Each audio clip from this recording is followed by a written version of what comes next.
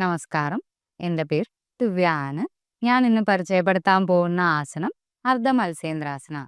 ആദ്യം നമുക്ക് ഇതിൻ്റെ ബേസ് പോസിലേക്ക് വരാം. ഇതാണ് ദണ്ഡാസനം.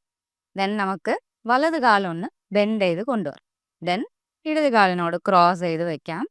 ദെൻ ഇടത് കാലും ക്രോസ് ചെയ്ത് കൊണ്ടുവരാം. നമുക്ക് വലത് കൈ പുറകിലോട്ട് പ്ലേസ് ചെയ്തതിന് ശേഷം ഇടത് കൈ ഉയർത്തി ഇടത് കാലിൻ്റെ മുട്ടിലേക്ക് പ്ലേസ് ചെയ്ത് വെക്കാം. ദെൻ പതിയെ അപ്പർ ബോഡി ഒന്ന് ബാക്കിലോട്ട് ട്വിസ്റ്റ് ചെയ്ത് കൊടുക്കുക. ഇതിൽ ശ്രദ്ധിക്കേണ്ട കാര്യം, നമ്മൾ ട്വിസ്റ്റ് ചെയ്യുമ്പോൾ ബട്ട് റീജിയൻ പൊങ്ങി പോകാൻ പാടില്ല. ബട്ട് റീജിയൻ മാറ്റിൽ തന്നെ ഇരിക്കണേ. ദെൻ നമ്മുടെ ഷോൾഡർ സെയിം ലൈനിൽ ഇരിക്കുക. ദെൻ പോസ് റിലീസ് ചെയ്യുമ്പോഴും അതുപോലെ തന്നെ പതുക്കെ ട്വിസ്റ്റ് ഒന്ന് റിലീസ് ചെയ്യാം. ഇടത് കൈ റിലീസ് ചെയ്ത ശേഷം പതുക്കെ വലത് കാലും ഇടത് കാലും റിലീസ് ചെയ്ത് ആ ബേസ് പോസിലേക്ക് തിരികെ വരാം. നമുക്ക് ഇതിൻ്റെ ഓപ്പോസിറ്റ് സൈഡ് കൂടെ ചെയ്യേണ്ടതായിട്ടുണ്ട്. സോ അതിന് നമുക്ക് ആദ്യം ലെഫ്റ്റ് ലെഗ് ബെൻഡ് ചെയ്ത് കൊണ്ടുവരാം.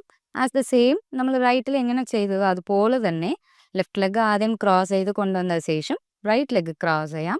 ദെൻ ലെഫ്റ്റ് ഹാൻഡ് ബാക്കിൽ സപ്പോർട്ട് ചെയ്തതിന് ശേഷം വലത് കൈ ഉയർത്തി അപ്പർ ബോഡി സ്ട്രെച്ച് ചെയ്തിട്ട് പതുക്കെ ഒന്ന് ബാക്കിലോട്ട് ട്വിസ്റ്റ് ചെയ്ത് കൊടുക്കാം.